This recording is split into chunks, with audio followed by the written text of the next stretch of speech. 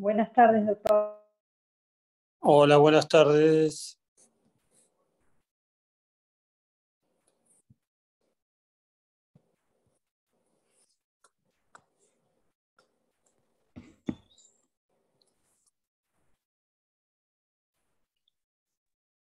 Buenas tardes. Profe, ¿puede dejar su mail, por favor?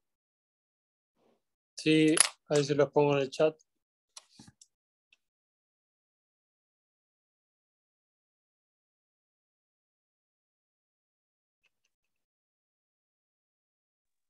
Gracias.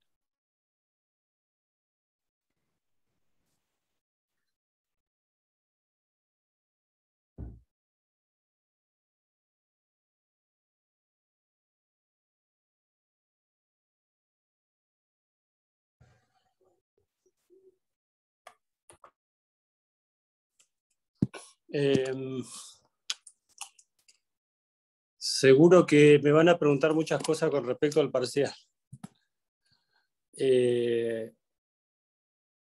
Vamos a, seguramente mañana o pasado, les vamos a anunciar un Zoom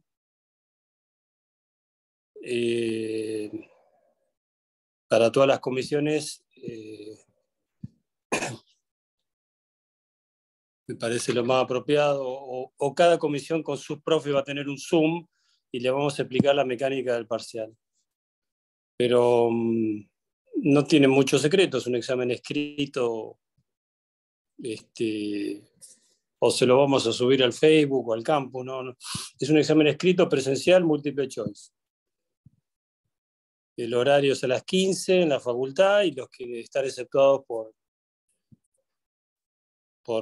justificativo van a tener un Zoom en el horario del examen a las 15 y consensuaremos un horario para que todos puedan, los que no puedan ir al presencial, tengan un horario para dar el examen por Zoom. Este jueves a las 15 en la facultad para los que hacen presencial. Y el miércoles que viene van a tener una clase, la última clase, que el doctor Giesi me pidió que quería profundizar un toquecito, algunas cosas más que le quedaban. Es decir, la idea no agregarle temas nuevos un día antes del parcial, no tiene mucho sentido. Pero podemos aprovechar el miércoles y hacer una especie de, voy a convocar a todos los profes que le dimos clases para que hacer una especie de repaso. Y ahí mismo hacemos, claro, vamos a hacer ahí mismo una charlita sobre el parcial, a ver si tienen, de la mecánica del parcial. Vamos a hacer así. Así que bueno, un minutito y ya empezamos.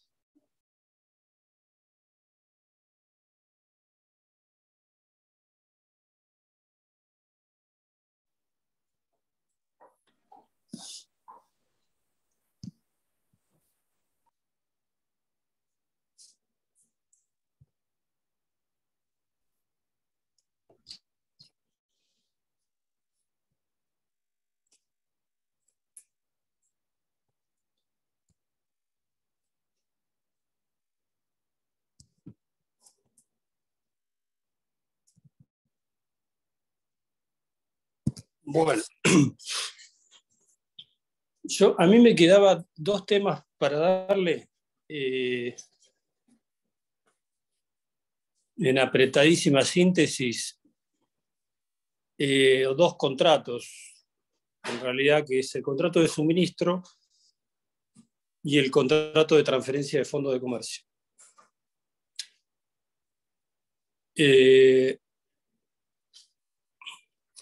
El contrato de suministro lo tenemos en el artículo 1176 del Código Civil y Comercial.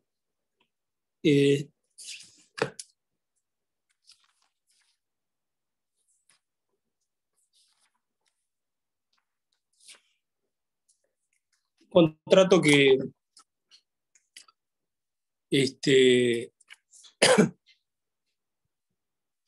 No tiene muchas dificultades porque guarda muchas relaciones con los contratos que hemos visto como de agencia, concesión. En cuanto a la durabilidad, tiene algunas características. En cuanto a la resolución por incumplimiento o resolución, tiene unas notas muy parecidas a estos contratos de duración que hemos visto, como la agencia y la concesión. O sea, donde hay una relación de permanencia, de durabilidad, de estabilidad, de complementariedad entre empresas que buscan una posición horizontal, ¿no? Habíamos visto, es decir, desde una empresa que necesita un posicionamiento vertical, no vertical, con una empresa que, en el sentido que le va a vender un producto, se necesita que alguien lo complemente en la ejecución de su actividad económica.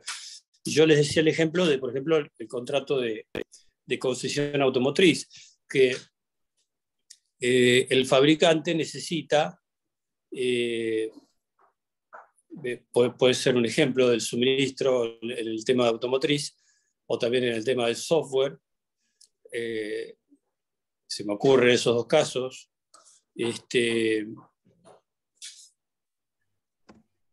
Donde la terminal automotriz que tiene que ensamblar un auto, armar un auto, fabricar un auto, como ustedes saben, la terminal no hace todo el auto. O sea, decir, Toyota, Ford no fabrican las ruedas, los parabrisas o la manijita del picaporte.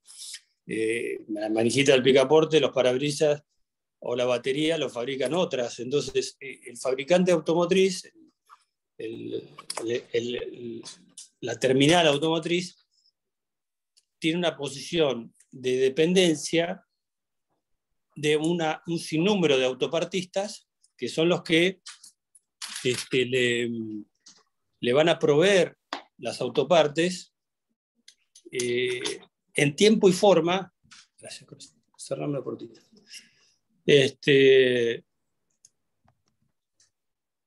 Le van a proveer los parabrisas, las baterías, los picaportes y seguramente diríamos que Toyota tiene ya ensamblado su planta motriz, que vamos a decir el motor, pero después depende de muchas otras marcas, de muchas otras empresas que le van a proveer miles de partes, y él las va a necesitar en un tiempo, modo y lugar.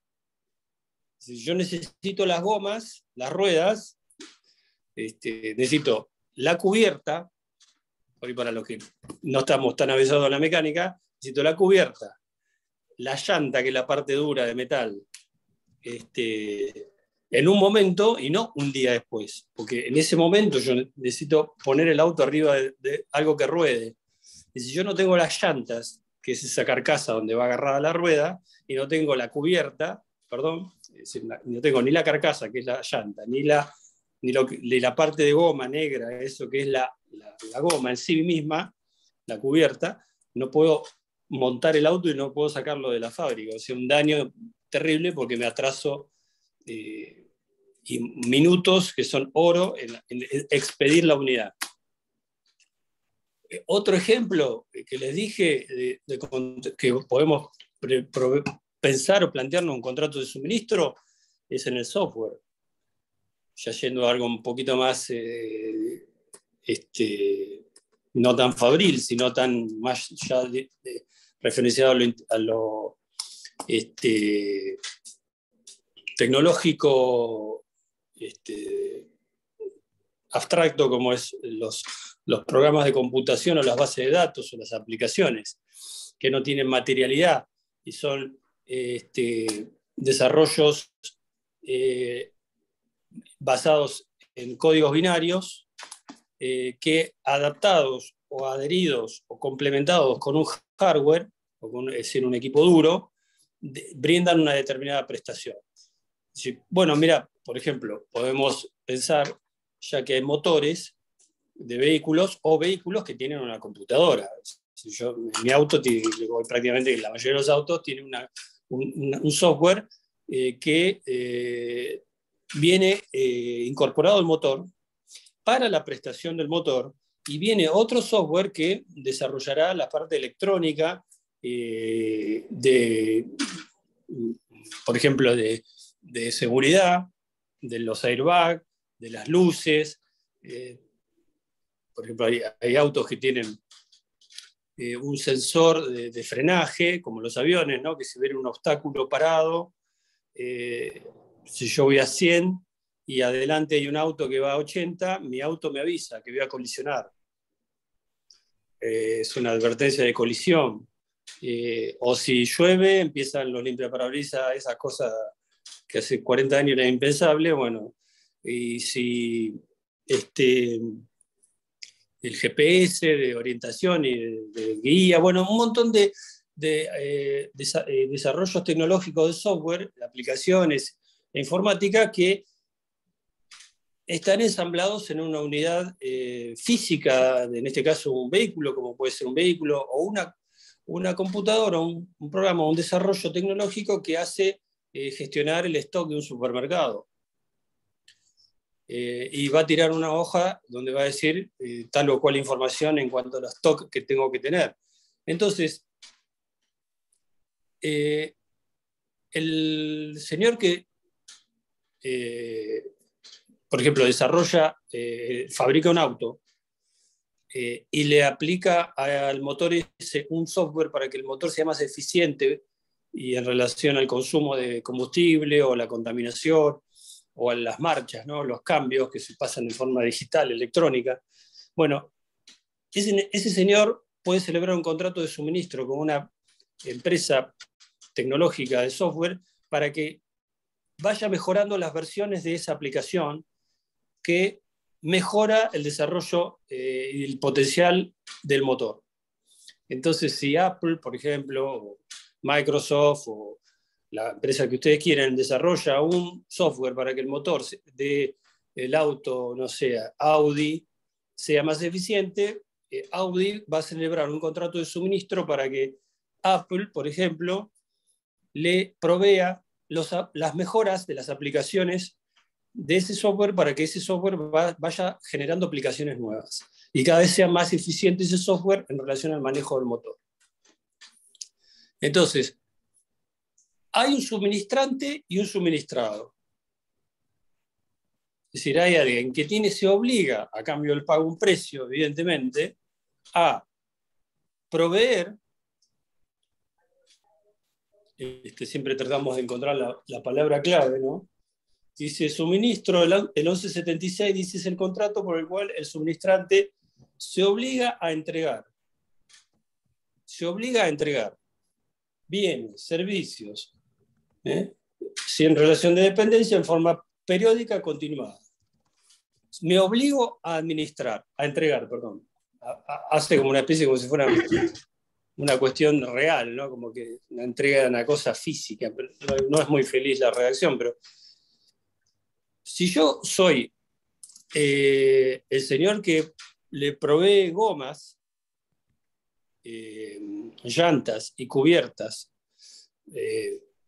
a Toyota, yo me obligo a proveerle 1000 llantas con la cubierta puesta e inflada en la terminal de Toyota del día tal al día tal, en el horario tal al horario tal.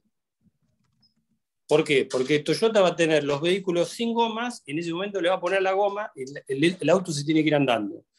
Entonces yo me obligo, como fabricante de gomas, a entregar tanta cantidad de gomas de tales características, en tal forma y tal plazo y en tales condiciones,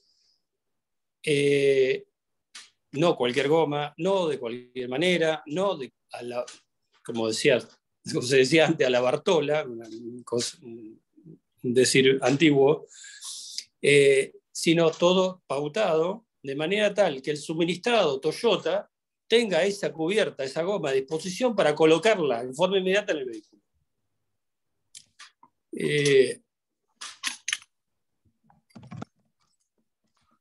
Obligación del suministrante es entregar o proveer la cosa, el bien o el servicio.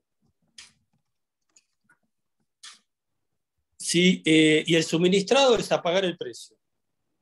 Serían las dos obligaciones principales. En el caso del software, va a ser habilitar el acceso de las mejoras de las aplicaciones, las actualizaciones, como se llaman ahora, de determinada cantidad de software, de determinado software, proveer las actualizaciones para que el suministrado utilice, aproveche esas mejoras en las unidades o en el producto que él comercialice, en el caso que ustedes quieran pensar.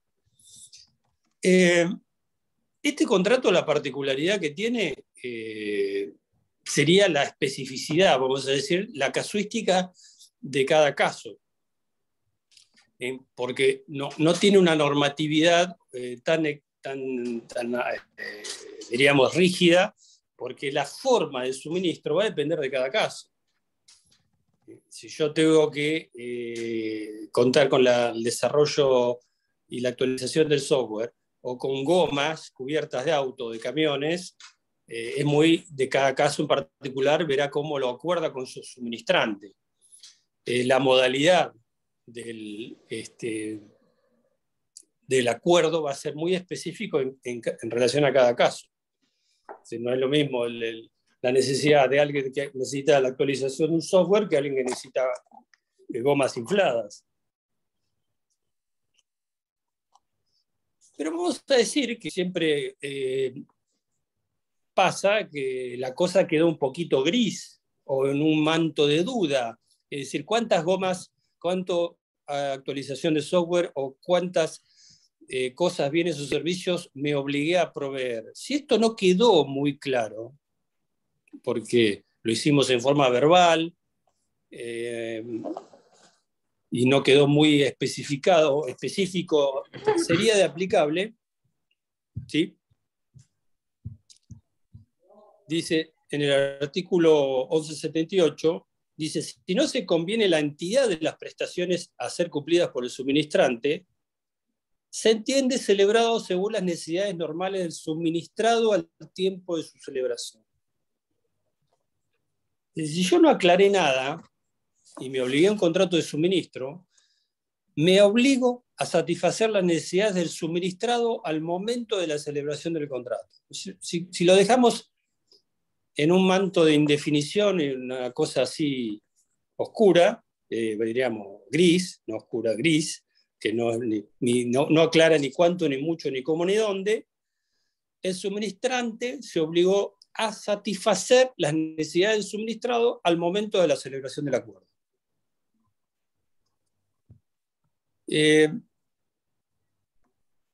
Entonces, ahí ya sería, sí, un estándar bastante rígido, en el sentido, sí, tenés toda la libertad de haber pactado las condiciones, pero si no las pactaste, como suministrante, mañana el suministrado te dice, bueno, en vez de 1000 gomas, mañana usted me tiene que traer 10.000.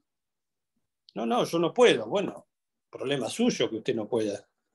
Esa era mi necesidad.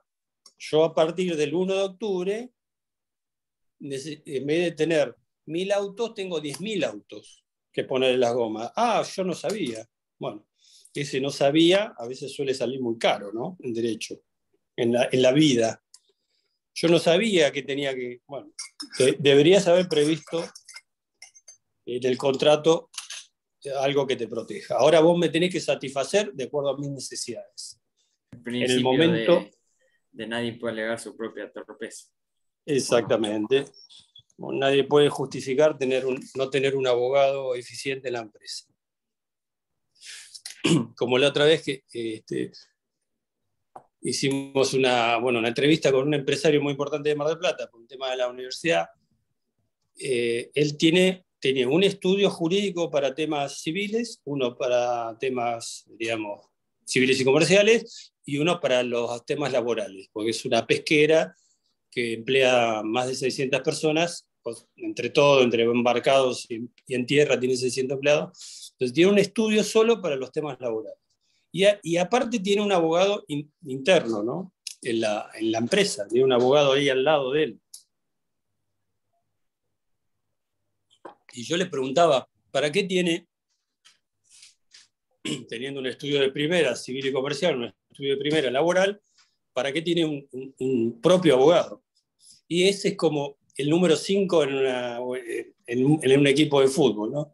Es el que distribuye la pelota, o en el rugby, el medio scrum o en la apertura, ¿no? Es el que está en el medio del campo y va, bueno, esto va para el estudio tal, esto se resuelve con una carta de documento, esto es un tema laboral, al estudio tal, esto es un civil y comercial, no, esto es un tema penal, voy yo y hago la denuncia penal a la fiscalía y listo. Es un abogado con criterio, que no sabe mucho de todo, que no sabe nada en particular, pero tiene algo que es un intangible, que poca gente lo tiene, que es criterio. La bolilla criterio no existe en la facultad. Esa es la más importante, eso lo van a tener que gestionar ustedes en su propia vida. Tener criterio, que no pasa por ser un genio en el derecho. Entonces, bueno, en este caso le faltó al suministrante haber acordado esta cuestión.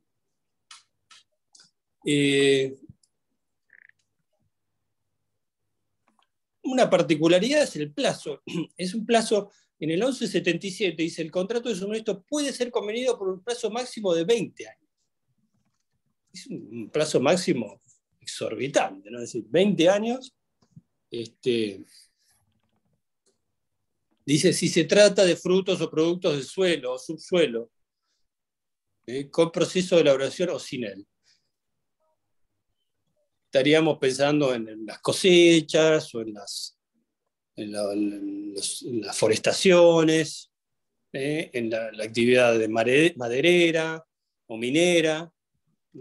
Pienso que puede venir por ese lado.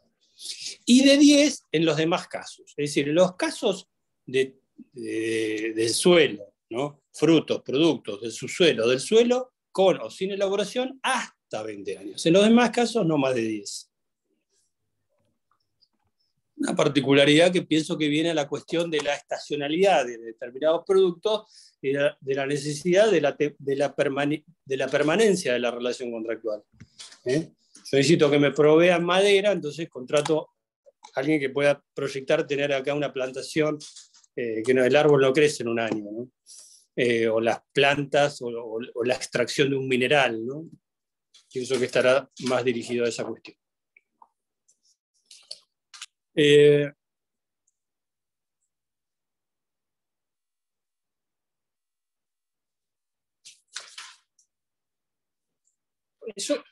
Acá hay un par de artículos que yo le quería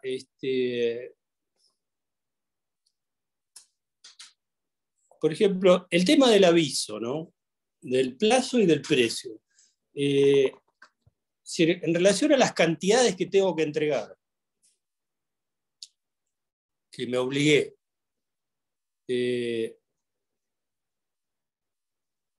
y a la posibilidad de variar las cantidades, ¿no? De variar esta relación contractual. Estamos 10 años, 15, no es la misma. La cosa puede variar. Si el contrato que firmé hoy por 5 años, evidentemente dentro de un día puede variar. Ni hablar dentro de 5 años. Entonces yo podría variar las cantidades que necesito o variar las cantidades que tengo que proveer. Es decir, mirá, no te voy a poder proveer tanto, o te tengo que proveer más porque no me conviene llevarte 5 gomas por mes. Necesito proveerte más porque no se justifica. Bueno. El plazo para el cumplimiento de las prestaciones y el precio, toda esta cuestión queda obviamente sometido, la forma de pago, a lo pactado, a lo que pacten, obviamente, las partes. Pero si no se pactare,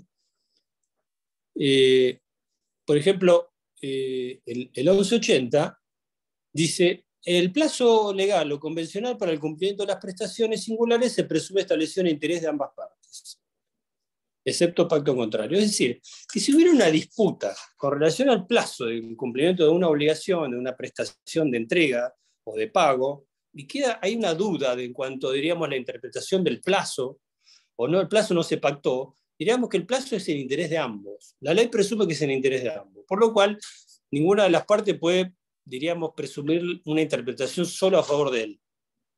Es como una pauta interpretativa del contrato de suministro en cuanto a la resolución de una disputa con respecto al plazo. Así, acá el legislador dice, el plazo fue establecido en interés de ambos, que ustedes pactaron ahí en ese contrato. O el plazo que se ha puesto no fue en interés de uno solo o a favor de uno, sino en interés de ambos. Entonces, el juez va a resolver un contrato presumiendo que el plazo fue pactado en interés de ambos, no solo a favor de uno. Una cláusula interpretativa, un método interpretativo de la resolución de la interpretación de esta cláusula, para que el juez el día de mañana pueda dictaminar y decir, bueno, tenía razón suministrante o tenía razón suministrado. El plazo fue pactado en interés de ambos, porque a los dos le interesa el plazo. A los dos es necesario el plazo. Porque yo me obligo a entregar, y para entregar tengo que fabricar lo que voy a entregar. Y yo, el que recibo, me obligo a necesito recibir, pero para recibir tengo que pagar. Entonces, a ninguno de los dos el plazo le es indiferente, ¿no? Y en cuanto al aviso de la variabilidad,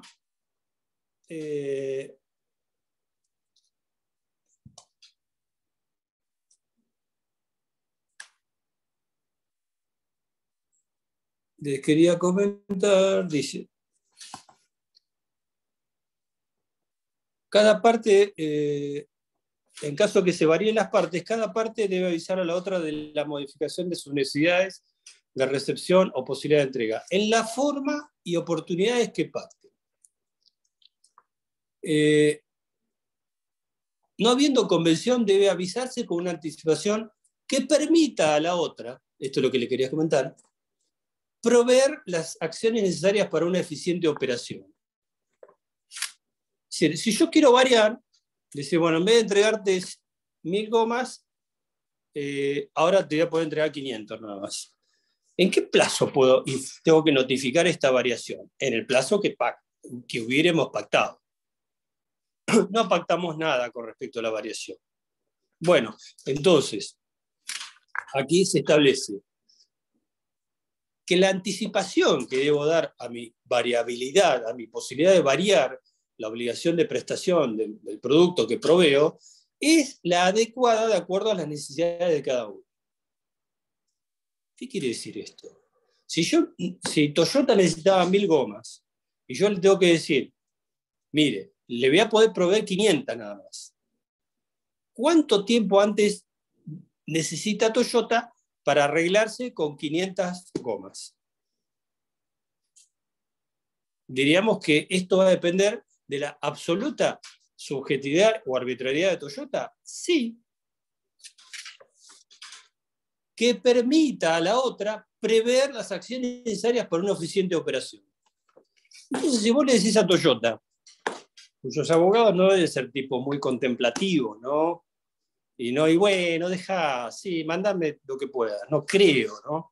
Los abogados de Toyota sean tipo, bueno, vamos a tener fe en Dios, como dijo alguno por ahí. Vamos a rezar, a ver si con 500 gomas me arreglo. No creo que sea el caso. Entonces, la antelación por la cual yo, proveedor, suministrante, le tengo que decir a Toyota, mire, le voy a dar 500 gomas nada más en vez de 1000,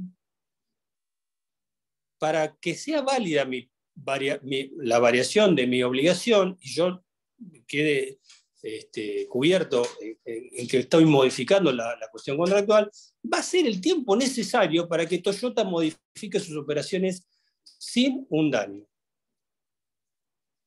Y suelen ser tiempos enormes, porque ¿cuál va a ser? El tiempo necesario para que Toyota consiga otro proveedor en las mismas o mejores condiciones de lo que le proveía yo.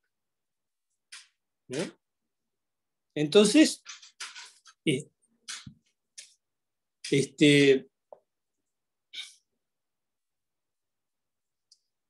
quería comentarle este tema del aviso, del plazo, en el sentido que el código deja herramientas muy laxas, que parecerían ser laxas, pero por ahí no son tan laxas, porque es un contrato que está nutrido de la realidad. Si uno lee el contrato de suministro, es como que ve una película, no sé, blanco y negro y sin sonido. Es decir, lees algo y no sabes lo que estás leyendo. Mirás una película y no sabés qué está pasando. Sin sonido, sin subtítulo y blanco y negro. Es como que, entonces, el marco que deja acá el código, muy laxo, muy...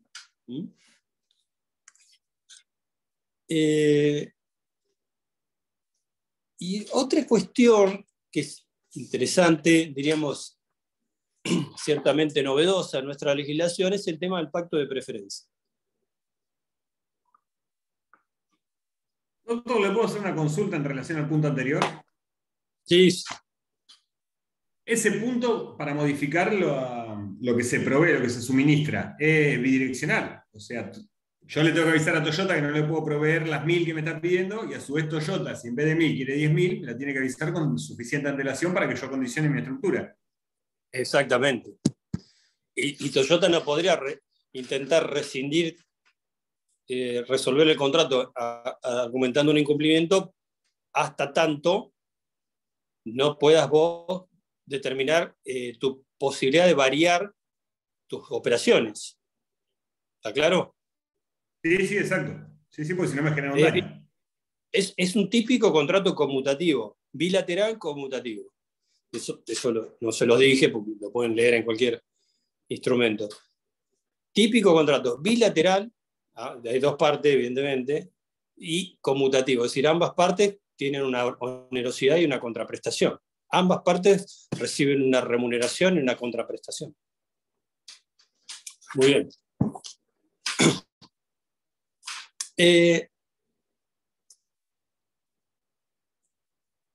En el artículo 282 se establece lo que es el pacto de preferencia. En pocas palabras, diríamos que este contrato, se los quiero poner así como un ejemplo, hablando del caso del señor que le provee ruedas a Toyota, logró este contrato con Toyota, que es un contrato, diríamos, muy importante para una empresa que fabrica gomas de autos, que fabrica llantas, que fabrica las cubiertas, y tiene toda esta logística, porque bueno, se asegura una colocación de su producto a años vista. Es decir, con estos contratos no se celebran por 2 meses, se celebran seguramente por años, con cláusulas de revisión, con cláusulas de modificación, con mediaciones, con árbitros, no sé, se establecerán muchas cláusulas, muchas posibilidades para no litigar, ¿no? Es decir, para evitar todo este tipo cualquier tipo de incumplimiento, y no ir a los estrados judiciales, pero el obtener un contrato de estos implica para el suministrante un valor, una posibilidad económica importante, destacable. Como me dijo un querido profesor, ¿qué es esto? Son los efectos intangibles de una empresa, y que no es tan intangible, porque tiene un valor pecuniario muy reflejable en los balances, ¿no? Pero son los efectos de una empresa. Si yo voy a una empresa, un señor que hace gomas, le digo, ¿cuál es su principal activo? Y el contrato que tengo con Toyota. El contrato que tengo con Toyota vale más que toda mi empresa. Esa es la diferencia para apreciar, es decir, cuando uno evalúa una empresa, ¿no? Los contratos que tiene con sus clientes. Y ese contrato tiene un valor, que Toyota le paga a este señor las gomas, pero tiene un valor intrínseco en cuanto al valor llave que se decía, ¿no? en el concepto del Fondo de Comercio, de la aptitud para obtener ganancias. Si esta empresa que provee gomas a Toyota tiene una aptitud para obtener ganancias que no la tiene otra que hace la misma goma y se la vende a la gente, a los particulares. Entonces, ¿qué puede suceder? Que Toyota, en un determinado momento, consiga a alguien que le haga las gomas, las cubiertas, las llantas, estoy hablando toda la unidad, en mejores condiciones económicas. Que es muy posible. Vivimos en un país, diríamos, liberal, hasta cierto punto, basado en la oferta y la demanda. Entonces Toyota puede decir, mira, hace años que me provees estas cubiertas, estas gomas, estas llantas, y hasta ahora no fue bien, pero vinieron unos muchachos de China que tienen trabajo, dicen que en China hay, no sé, 90 millones de presos que lo pueden hacer juguete, a trabajar con la soja o a fabricar software pirata. Y no quiero decir que los chinos son los más malos del mundo, porque malos hay por todos lados, pero bueno, se dice eso, y sonaría bastante creíble, más en el tema del software pirata, ¿no? Por este tema de Huawei, que es la que piratea ante todo a los iPhone, ¿no? Bueno, eso lo conversamos en otro ámbito. Vinieron unos muchachos chinos que me van a proveer la misma goma que haces vos a mitad de precio. Así que buenas tardes y pasá por caja a retirar tu liquidación final y voy a arreglar con los chicos. ¿Está bien eso? Dicho así, ¿no? Vulgarmente. Y bueno, si el pacto evidente... por un plazo, no.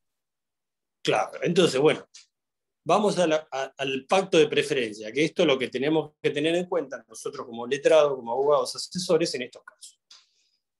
El pacto de preferencia es aquel por el cual, si el suministrado desea, intenta o inicia la búsqueda de un mejor proveedor, en mejores condiciones económicas o en valores, al iniciar esas tratativas, va a tener que darle a su actual suministrante un pacto de preferencia de decir, mirá, vos me estabas cobrando la cubierta inflada, armada y preparada en la puerta de mi fábrica a 100 pesos cada goma, yo conseguí un señor que me lo hace a 80. O estoy en tratativas por un señor chino que me hace la misma goma a 80. ¿Vas a poder competir y llegar a una negociación razonable en esos términos? Te doy 30 días para que tomes esta oferta. Si no tomás esta oferta a los 15 días, el plazo que tenés desde que te notifiqué,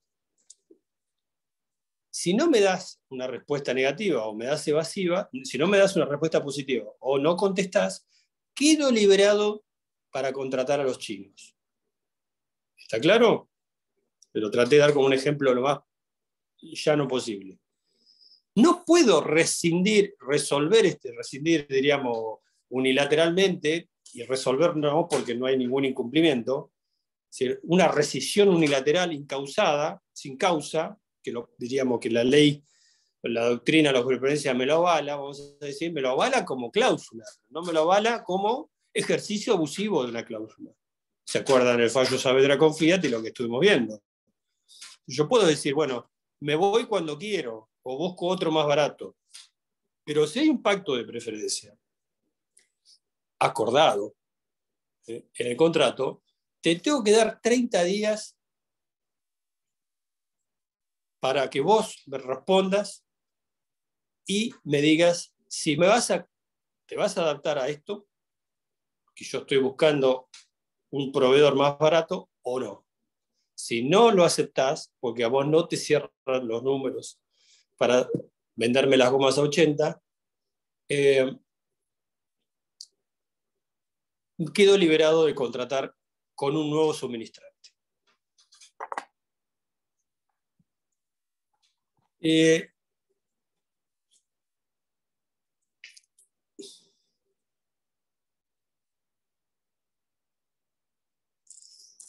Acá el artículo 1182 dice, lo que le estamos hablando, dice el pacto mediante el cual, pacto, feo suena pacto, ¿no? El pacto parece un pacto de mafioso, ¿no?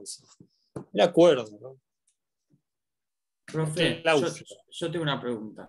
En ese caso, sí, el suministrado puede rescindir el contrato o puede también mantener, digamos, el contrato de suministro con el original y también hacer uno nuevo, o solamente es el pacto de preferencias respecto a la rescisión. No, el pacto de preferencias con el actual suministrante que le doy la preferencia. Entonces yo te elegí a vos, que me provees la goma a 100 pesos y convivimos alegremente durante años. Vos tenés tu empresa, Roque Almonte Cid, fabricante de gomas. Durante años me probé la goma. Entonces yo un día te digo, mira, en el contrato tenemos un pacto de preferencia. Te aviso, Roque, que voy a aplicar el pacto de preferencia que tenemos establecido. Porque estoy en tratativas con unos señores chinos que me venden la goma a 80 pesos. Entonces, ahí vos tomás el pacto, porque a vos te conviene, es a favor tuyo el pacto de preferencia, como suministrante. Y vos decís, bueno, a ver, no, yo quiero seguir con el contrato, quiero ejercer este pacto, quiero tomar esta oferta, esta opción que está en el contrato. A ver, pasame las condiciones que estás negociando, pasame el preacuerdo que tenés con estos chinos y veo si te puedo sostener el pacto o rescindimos de común acuerdo el contrato. O sea, sería un divorcio, ¿no? Cada uno por su lado. Dice que el pacto es válido, dice el caso de dar preferencia a la otra en celebración de un contrato sucesivo relativo al mismo o similar objeto, al mismo o similar, dice, ¿no? Porque puede haber una variación. Y ahora, viste que yo necesitaba 1000 gomas redondas, bueno, ahora necesito gomas de color rosa, porque ahora se busca un perfil de armar auto con gomas rosa, para el público que le gusta ese color. Dice, es válido siempre que la duración de la obligación no exceda de 3 años. Siempre que la obligación no exceda de 3 años. A mí, yo lo interpreto esto de una manera.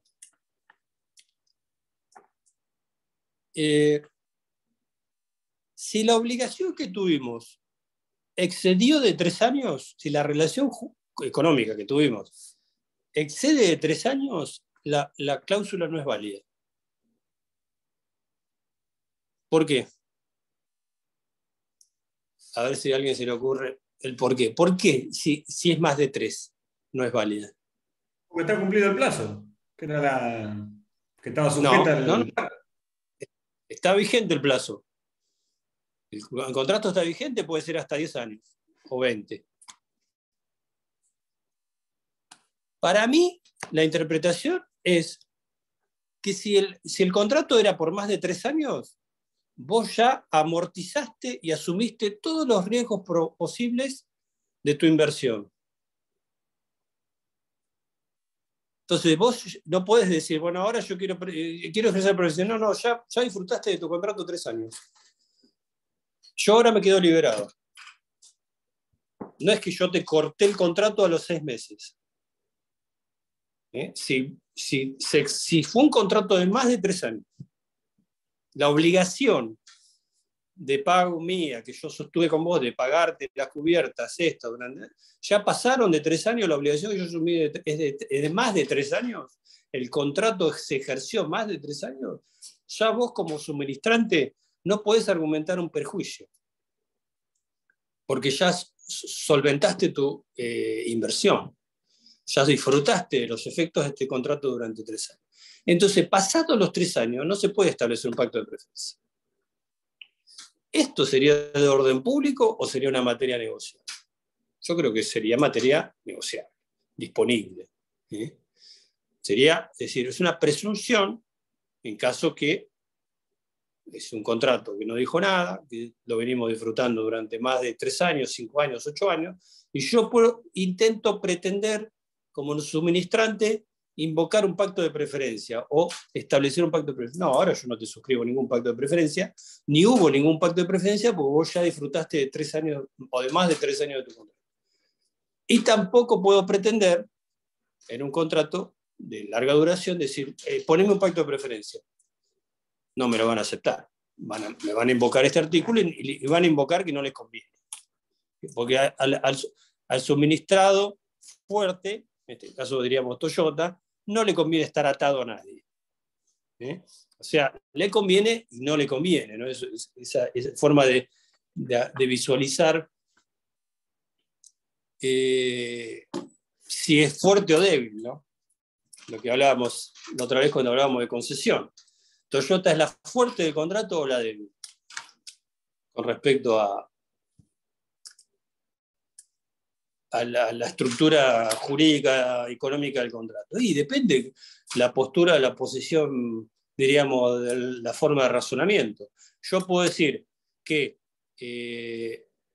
Toyota es fuerte porque maneja a los concesionarios a discreción. ¿Se acuerdan las cláusulas de adhesión, el contrato reglamentario, que es el contrato de concesión automotriz, las cláusulas predispuestas, bueno, encima avalado por la Corte y la doctrina, bueno, lo que ya sabemos. Pero, por otra parte, Toyota tiene que celebrar contratos desde el señor que le provee los parabrisas, la batería, la goma, el motor, la manijita, el de la pintura, que le pinte las autopartes. Tiene que hacer miles de contratos y encima tiene que lidiar con cuestiones impositivas, laborales, sindicales, restricciones cambiarias. Bueno, no puede transferir divisas al extranjero. El Estado tiene miles de dificultades. Yo no digo que es la pobrecita terminal automotriz, pero tampoco es, diríamos, la que maneja unilateralmente el mercado automotriz. Encima tiene competidores. Toyota no es la única empresa que hace camionetas ni autos.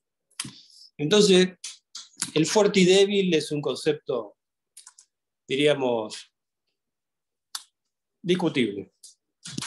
Desde el punto de vista jurídico,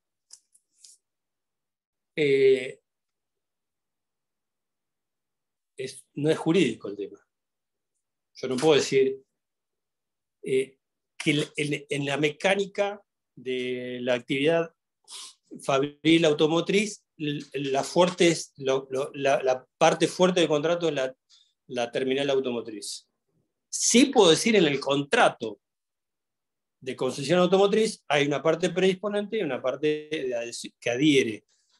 Ahí sí hay un fuerte y hay un adherente, pero no en la macroactividad industrial, donde yo veo que la terminal automotriz tiene una relación muy atomizada con sus proveedores y muy compleja. Bien, bueno, del contrato de suministro yo creo que más o menos estos temas pude pensar que le serían los que le puede surgir alguna duda, o sea, forma de plazo, precio, preaviso, pacto de preferencia, estas cosas que estuvimos viendo.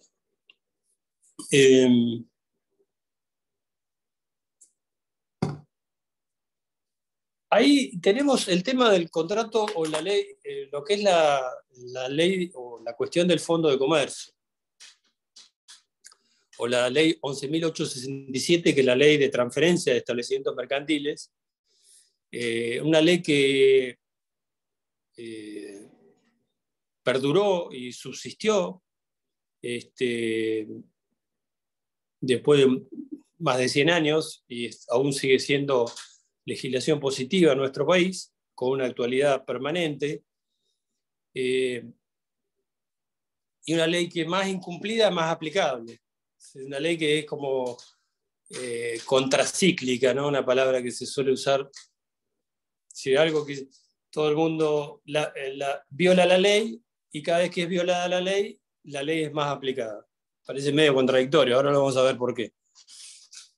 Es decir, la ley 11.867, como les decía, subsistió a la unificación civil y comercial. Es una de las pocas leyes, diríamos, relacionadas con la actividad mercantil, con la actividad comercial, que no fue derogada, ni siquiera fue modificada por la unificación.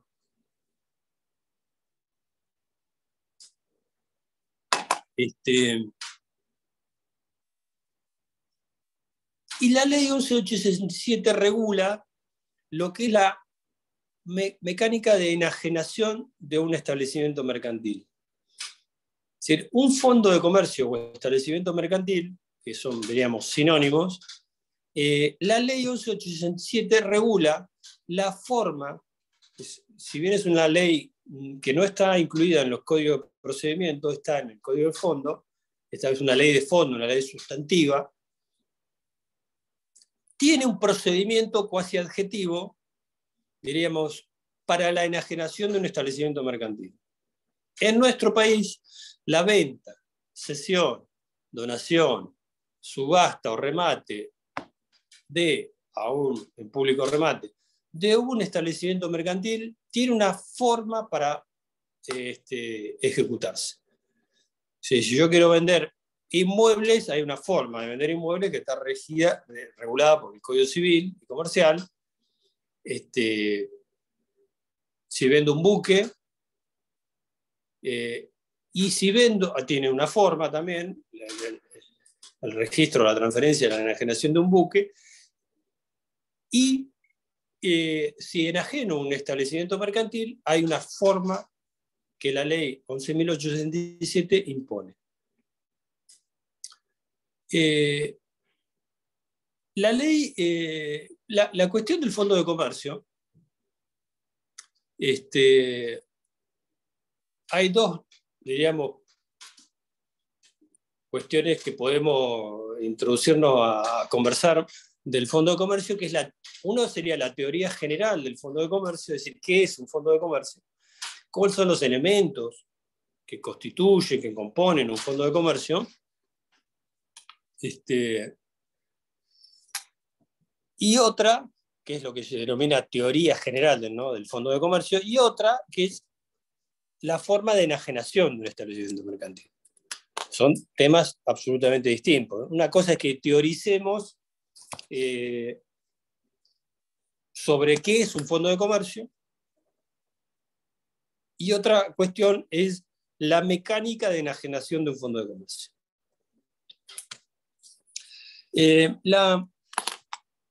Lo que nos vamos a detener es que ustedes lean la ley 11.867, que es una ley de 11, se me hizo un lapsus, o 12 artículos, no más de eso.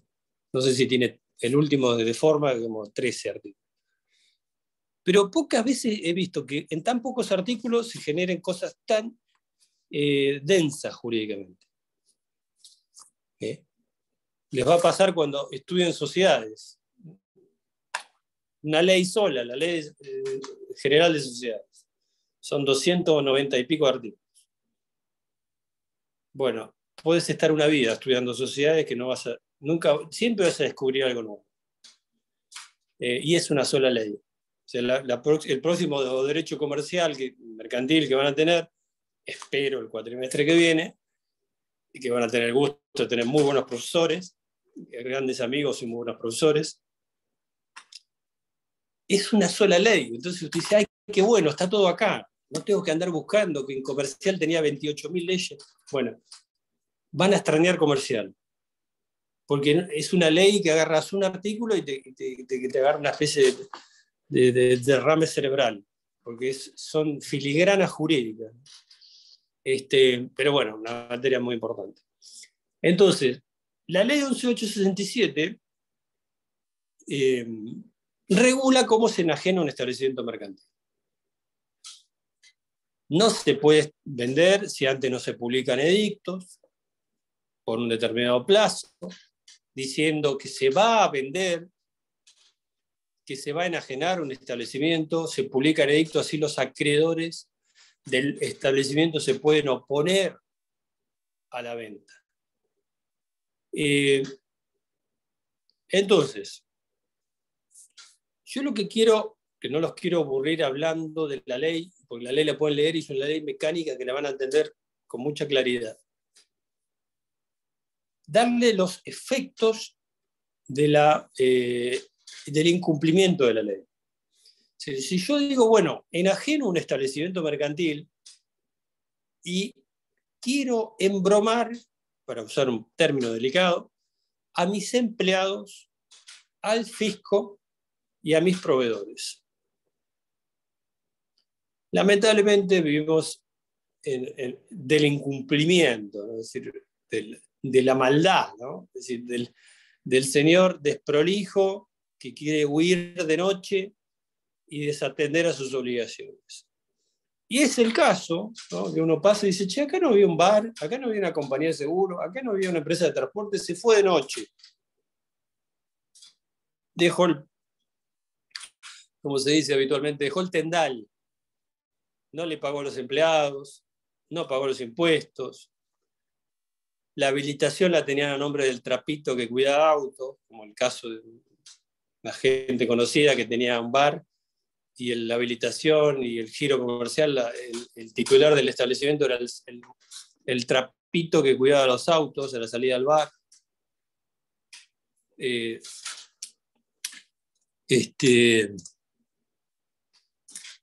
Y bueno, lamentablemente nos encontramos con cosas muy desagradables.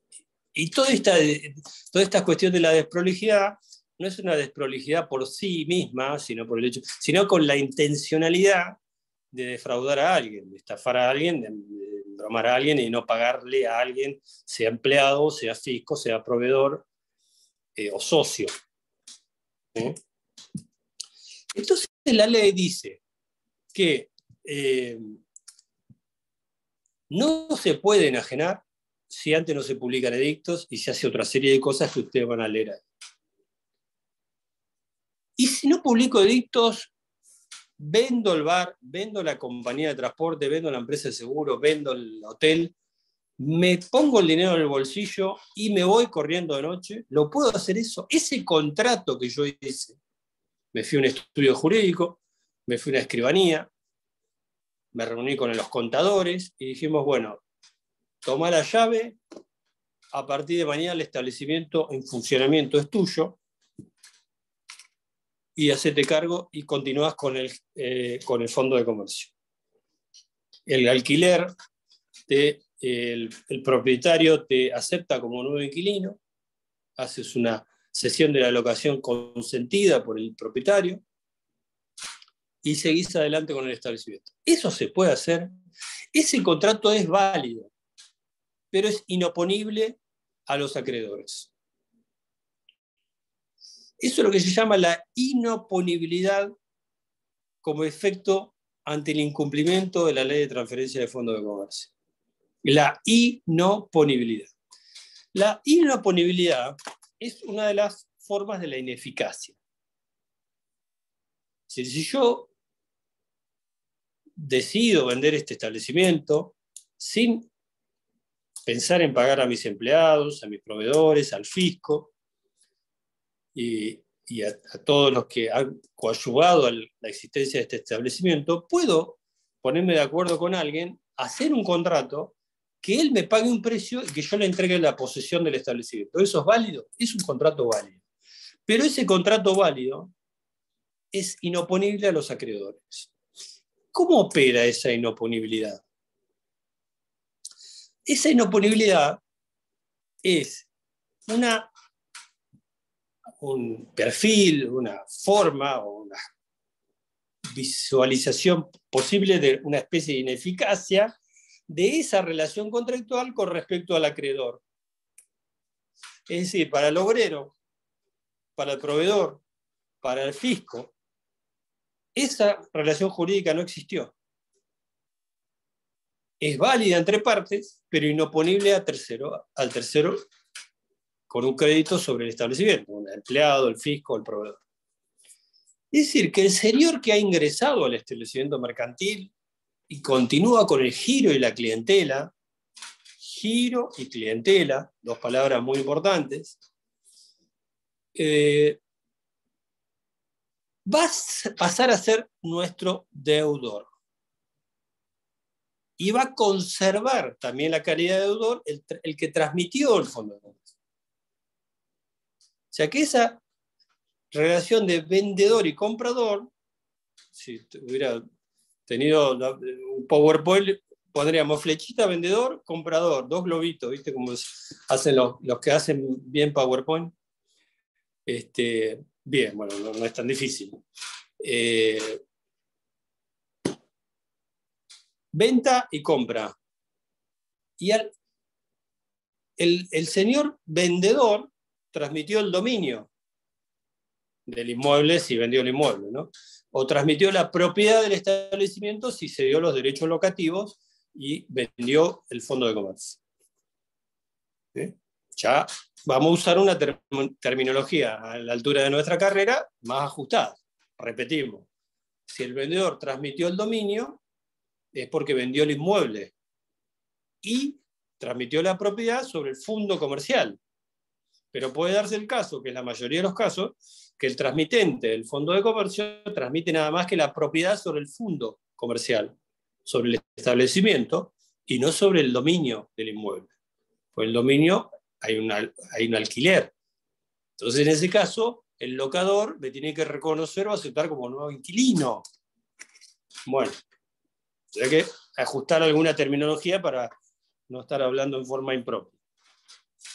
Entonces, ese contrato que podemos pergeniar, digo yo, un poquito en forma clandestina, sin avisarle a mis empleados, ni al sindicato, ni al fisco, ni a mis socios, quizá, ni a mis proveedores, porque me quiero un poquito liberar de esta carga, ese contrato va a ser válido, pero ante los acreedores yo no vendí, ni el señor que compró me compró. Los acreedores van a poder ir siguiendo, ejerciendo acciones judiciales sobre el patrimonio del fondo de comercio, sin considerar que hubo una enajenación. ¿Me interpretan? La ley laboral, las normas laborales, en mismo sentido, establecen que la relación del contrato laboral que yo tengo con mis empleados cabalga, como un sentido figurado, va por sobre el fondo de comercio y cabalga y continúa con este. ¿Y cuando el adquirente es de buena fe, profe? Bueno, lo de la buena fe es un tema, diríamos, muy atendido a tu pregunta, pero la buena fe es una buena fe de diligencia, no una buena fe de ignorancia. El adquirente es de buena fe si se informó y se asesoró con respecto a lo que estaba haciendo. Y la ley se considera conocida por todos. Entonces, el incumplimiento de la ley, que no puedes invocarla como eximente de tu responsabilidad, y menos pretender ser adquirente de buena fe y a título oneroso, habiendo incumplido con una ley de orden público. Está muy bien tu comentario. Entonces, el contrato laboral cabalga, continúa, navega, si quieren usar ya un término más marítimo, con el fondo de comercio, sin importar la enajenación, la cesión, la sublocación, la pseudo cesión temporaria a un no sé qué. Al empleado eso mucho no lo afecta, en realidad no lo afecta en nada. Él va a continuar con su relación contractual laboral cabalgando, incorporado al establecimiento con las mismas condiciones y situaciones laborales que tenía hasta ese momento. Salvo que el empleado acepte la transferencia de su contrato al nuevo adquirente. Ese es uno de los por no decir el principal efecto de la violación de la ley 11.877, es decir, la inoponibilidad de la relación de compra y venta ante el acreedor. Y por otro lado, otro efecto muy importante, que es el artículo 11 de la ley 11.867, es que tanto vendedor como comprador, como profesional interviniente, abogado, escribano, martillero, contador, que han intervenido profesionalmente en el asesoramiento o instrumentación de este tipo de contratos, son solidariamente responsables hasta el monto de los créditos burlados. ¿Cómo me está diciendo, doctor? Perdón, se cortó, el WhatsApp no anda, o el Zoom dijo algo que yo no entendí. Repetimos, entendiste perfectamente. Nosotros, ustedes, como futuros profesionales, si intervenimos en esto y dejamos nuestros deditos puestos en helio, vamos a ser responsables con nuestro patrimonio. Somos solidariamente responsables cada uno de los intervinientes. Y esa es una de las notas, digamos, más, revolucionarias. Como decía un querido profesor, genera una perplejidad jurídica, ¿no? Cuando nos daba una clase del tema del patrimonio de afectación, ¿no? En el fideicomiso, con la ley 24441, que establece que el patrimonio de un fideicomiso, ¿no? El fideicomitivo es inembargable a los acreedores del fiduciante, del fiduciario, igual. Que eso no existía en nuestra normativa velesiana, ¿no? En el Código Vélez no existía esta separabilidad patrimonial. Bueno, la ley 24441 generó esto que decía la perplejidad jurídica, ¿no? La sorpresa jurídica, ¿no? El estrépito fori, ¿no? El foro se sorprende hasta cómo hace más de 100 años a alguien se le ocurrió decir, si usted profesional va a intervenir en esto, sepa que usted patrimonialmente va a tener que responder con su patrimonio por los acreedores burlados, hasta el monto de los créditos burlados, y como tope el precio de la venta del establecimiento. Pero en el crédito laboral no hay tope. Entonces, siempre recordemos esta cuestión porque es gravosísima para nuestro patrimonio. Yo como escribano a veces no me traen, porque se manejan de otras maneras, a certificar la firma en un contrato de transferencia de fondo de comercio. Entonces, no lo hago porque puedo ser considerado un interviniente. O un contrato de locación comercial. Se rescinde uno y se hace uno nuevo. Se certifica la firma. Se puede considerar que yo intervine porque certifiqué la firma de las partes. Bueno, son consejos, diríamos, de viejo, sí, de viejo. Alguien que ejerce hace más de 30 años de profesión es viejo. Por más que me haya recibido a los 24 años. El tiempo es inexorable. Siempre salve primero su propio patrimonio, ¿no? Porque el propio cliente puede ser el peor enemigo, más que la contraparte. Vos sabés que la contraparte siempre va a querer salvar, pero el cliente que hoy es tu comitente, por quien vos advocás, puede terminar siendo tu peor adversario. Bueno, entonces, en lo que respecta a la ley 11.867, que es un tema muy complejo, y la inoponibilidad, solidaridad, yo le diría que en esta etapa no los quiero complicar más de lo que ya estamos, con tantos contratos y tantas cosas. Traten de entender la mecánica de la ley 11.867, los plazos de publicaciones de edictos, las esperas, la parte de las oposiciones, y entiendan la inoponibilidad y la solidaridad. Hay un artículo que yo actualicé hace poquito, que lo subí a los archivos de Facebook, que lo pueden bajar, y traté de ahí de hacerlo más claro para que ustedes puedan interpretar esto. Inoponibilidad y solidaridad por incumplimiento de la ley de transferencia de fondos de comercio. Eso, deténganse, pues es un tema importante. Bueno, el miércoles que viene, no sé si cuando empezamos estaban todos presentes, vamos a hacer en el horario de las 15 una clasecita, vamos a tratar de estar todos los profes que le dimos clases, traigan inquietudes si quieren, alguna pregunta, de paso vamos a charlar un poquito sobre el examen del jueves, así alguien tiene dudas en la mecánica, las preguntas no se las vamos a dar, pero los podemos orientar un poquito en la mecánica, así no se sorprenden mucho. Bueno. Doctor, una consulta. Sí. Respecto a lo que dijo de las formas que hay que seguir de enajenación de los fondos de comercio, ¿son susceptibles de ser saneadas después de que se produce la enajenación? ¿Después de que se produce? La enajenación, como dijo usted, se transfirió el Fondo de Comercio no respetando las formas que establece la ley. No. El contrato es válido. No hay nulidad.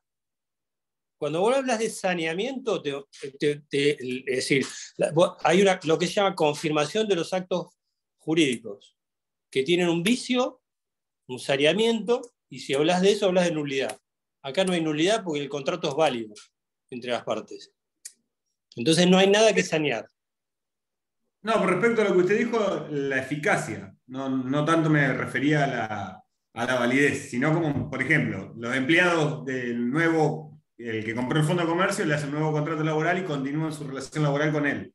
La publicación en edicto posterior a la venta para poner en conocimiento a todos los acreedores. ¿Se puede llegar a lograr la eficacia? Es decir, vos podés acordar con tus empleados, vos podés acordar con tus proveedores y vos podés acordar con el fisco, con tu socio, con todos, firmar un convenio, un acuerdo y que queden todos felices. Y el contrato es válido y no hay nadie que pueda protestar. A eso me refiero. Si vos podés optar por no cumplir la ley, porque te es engorrosa, porque es compleja, porque tiene una mecánica muy compleja, pero tenés que protegerte. Vos como enajenante y vos como adquirente. De que no aparezcan nuevos acreedores, pasivos ocultos, un juicio laboral que estaba sin sentencia, que hace 3 años que está ahí dando vueltas, y te cae un juicio, una sentencia que tenés que pagarla vos, no estabas enterado. Entonces podés hacer un mix, podés hacer un contrato innominado, no cumplir con la ley, mientras que no embromes a nadie, mientras que no aparezca un tercero acreedor con un título idóneo para ir contra el patrimonio del establecimiento. Pero si vos violaste la ley, violaste la ley.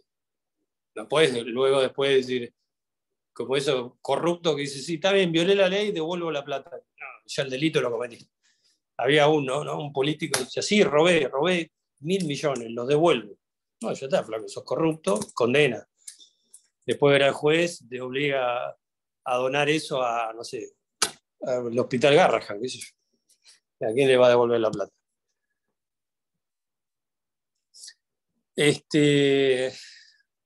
Bueno, estamos jóvenes, como decía uno, jóvenes chicos, digo yo.